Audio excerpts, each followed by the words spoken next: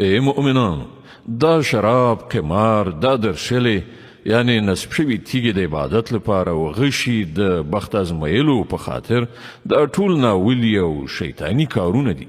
له هغو نه ډډه وکړئ. هیله ده چې تاسې ته به بری در په برخه شي. شیطان خو دا غواړي چې د شراب او قمار په وسیله ستاسې په منځ کې عداوت او دښمني واچوي او تاسې د خدای له یادولو او لمانځه څخه منع کړي. نو آیا تاسې له دې چارو څخه لاس اخلئ؟ د الله او د هغه د پیغمبر خبره ومنئ او د الله او د هغه د رسول نافرمانی څخه رامنه شئ.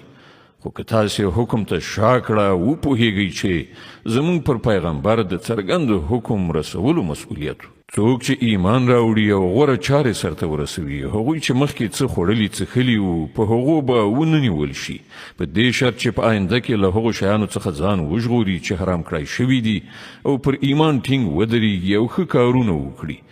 بیا چې له کومو شیانو منع وشي له هغو څخه لاس واخلي او څه چې د خدای امر وي هغه ومني.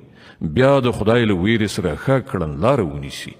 الله نیک عمله خلق خوښوي